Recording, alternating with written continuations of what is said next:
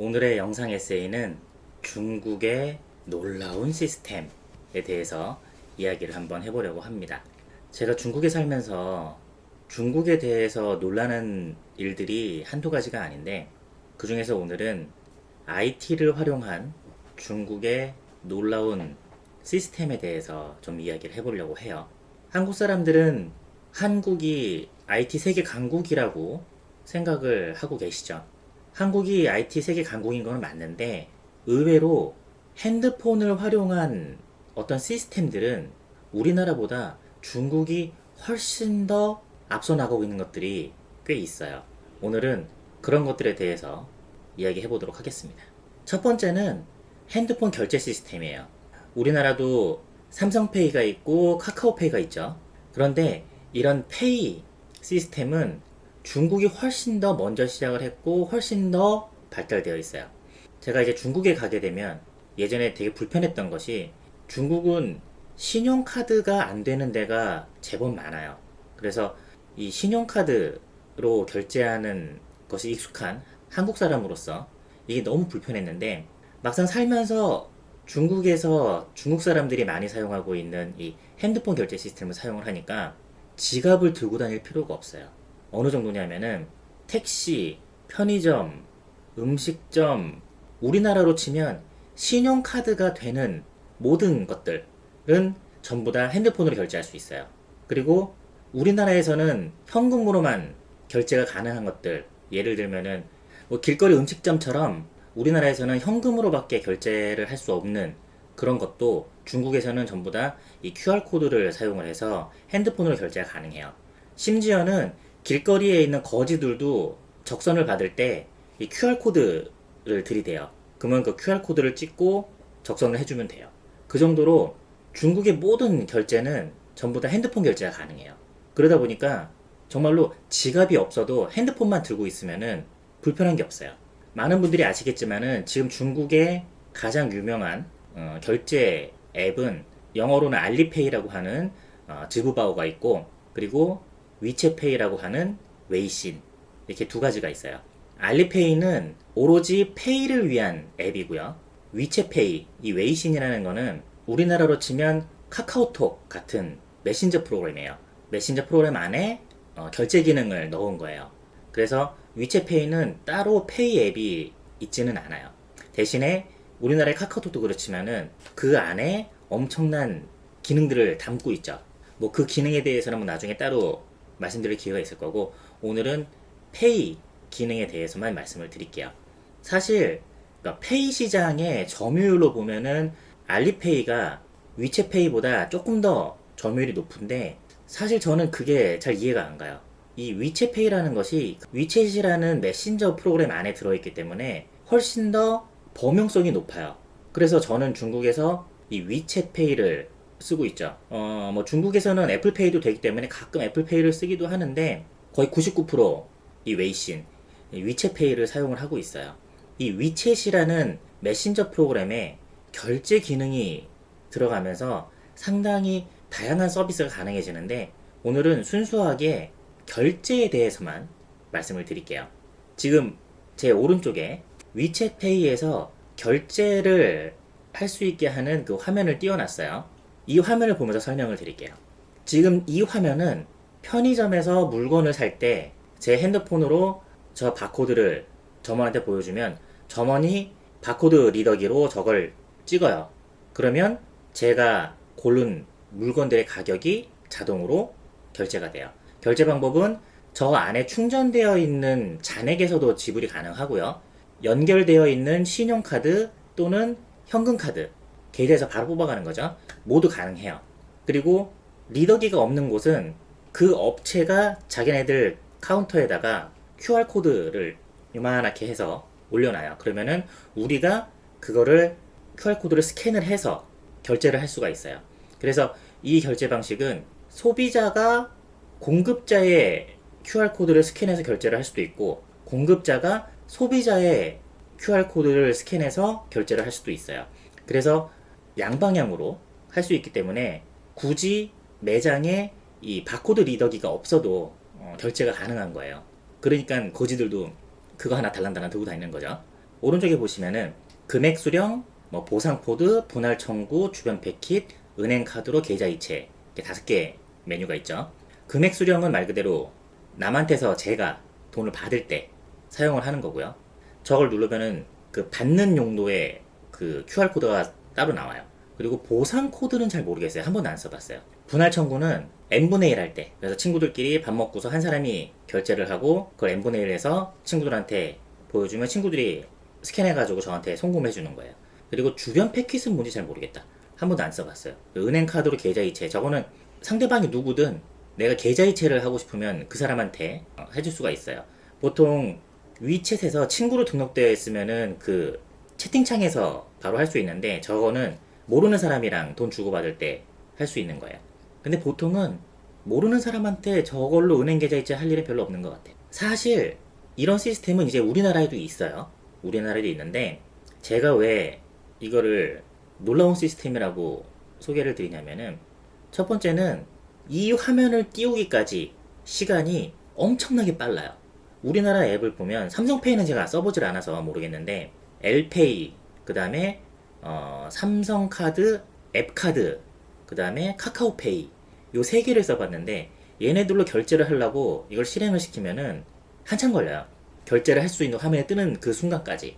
하지만 이 위챗은 뭐 1초도 안 걸려요. 그냥 딱 누르면 바로 나오니까.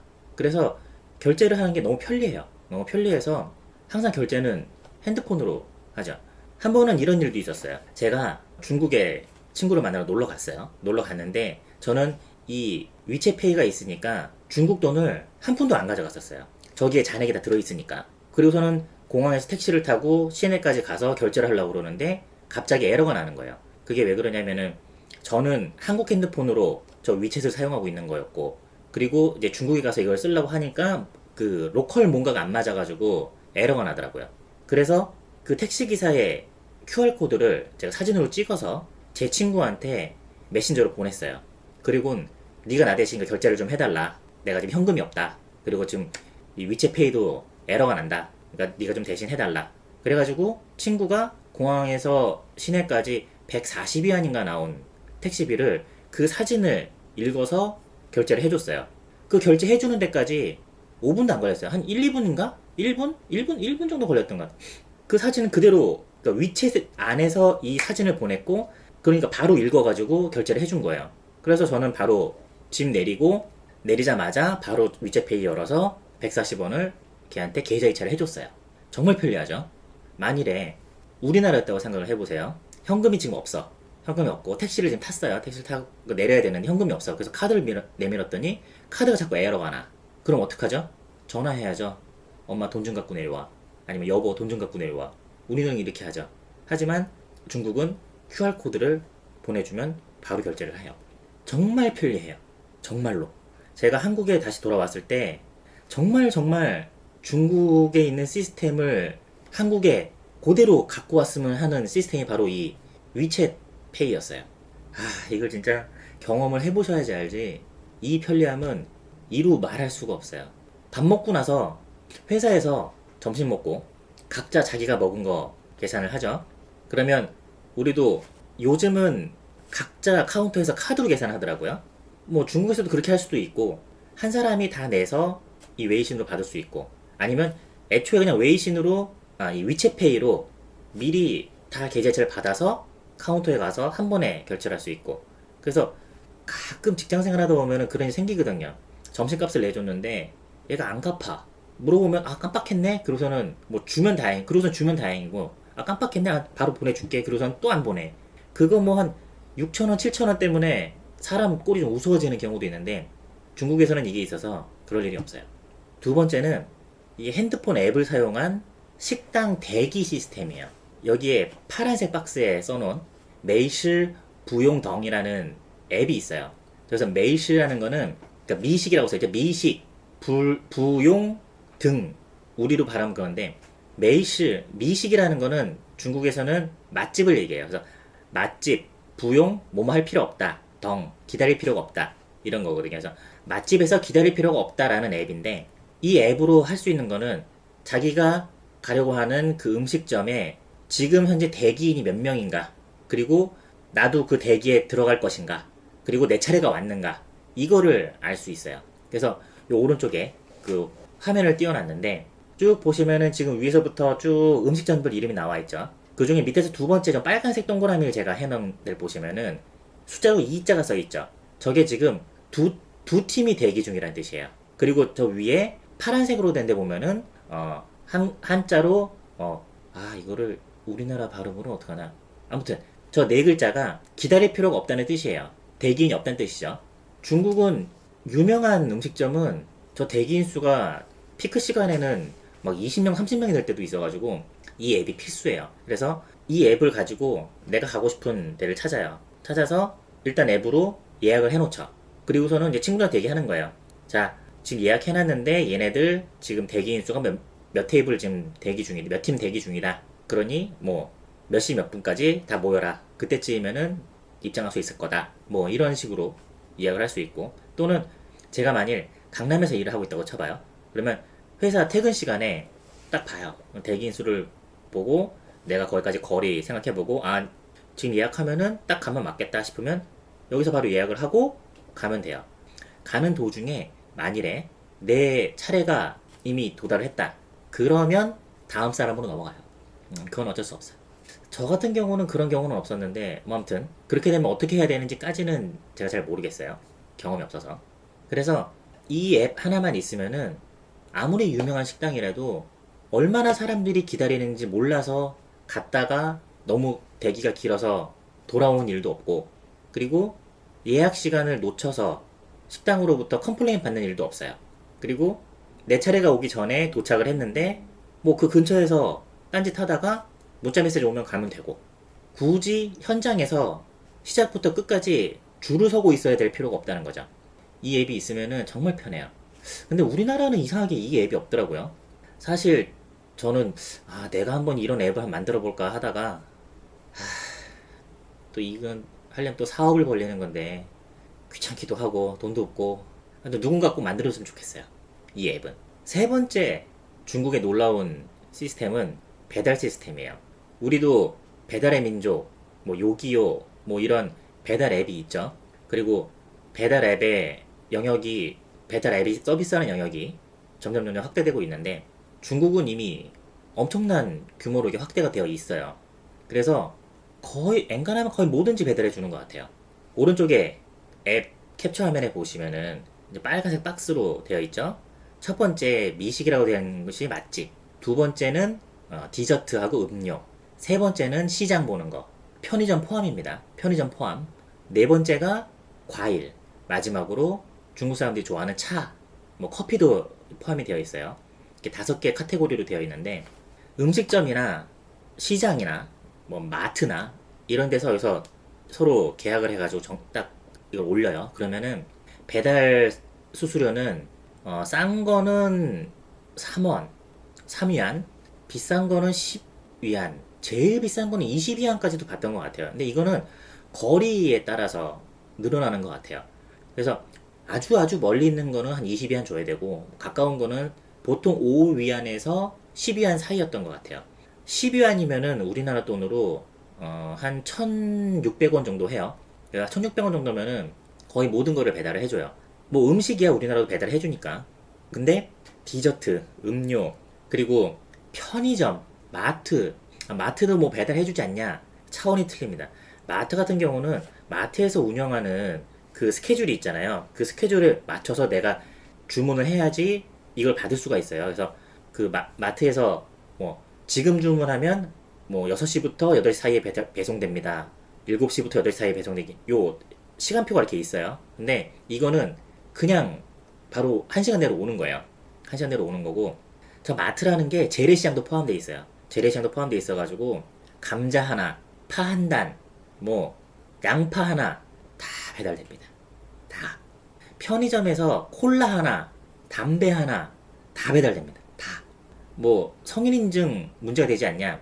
이 으얼러머라는 앱에서 이미 성인 인증을 다 해놔요. 그래서 뭐 성인 인증도 다 되어 있고, 과일, 저 과일 배달 진짜 좋습니다. 그리고 차, 커피 배달 안 되는 게 없어요. 그거에 비하면은 우리나라 배달 시스템은 참 가슴이 아프죠. 저는 진짜 가슴이 아파요. 뭐냐면은 예전에는 음식점에서 배달비를 부담을 한 거죠. 오토바이 배달 사원을 고용을 해서 한 거니까. 근데 이제는 배달의 민족, 뭐 이런 배달 대행 업체를 통해서 하기 때문에 그 배달비를 이제 고객이 내잖아요. 배달비를 고객이 내는데 아직도 최소 배달 가능 금액은 보통 만 원에서 2만 원. 보통 이렇죠. 그거에 비해서 중국은 단돈 1원짜리도 배달비만 내면 다 배달을 해주는 거죠. 정말 편해요. 정말 중국에 있을 때 이거 하나 있으면은 아 정말 밖에 나갈 필요가 없었어요. 심지어는 그 위챗이라는 프로그램을 통해서 배달을 시킬 수 있는 그 폭이 이거보다 먹는 거 외에 더 많은 걸로 확장되어 있거든요. 그래서 정말이지 요즘 쿠팡이츠가 생겼더라고요. 쿠팡이츠가 이 중국의 으얼러머라는 앱을 벤치마킹해서 그렇게 사업을 크게 한번 벌려줬으면 하는 개인적인 소망이 좀 있습니다. 자, 오늘은 제가 중국에서 만났던 놀라운 시스템 세 가지를 소개를 해드렸어요. 음식점 대기 시스템 말고는 뭐 우리나라에도 다 있는 서비스죠. 근데 서비스의 내용은 중국 쪽이 훨씬 더 발달되어 있는 것 같아요. 그래서 우리나라도 중국처럼 저런 서비스들이 좀 더 발달을 했으면 하는 소망이 있습니다. 그럼 오늘의 영상 에세이는 여기까지.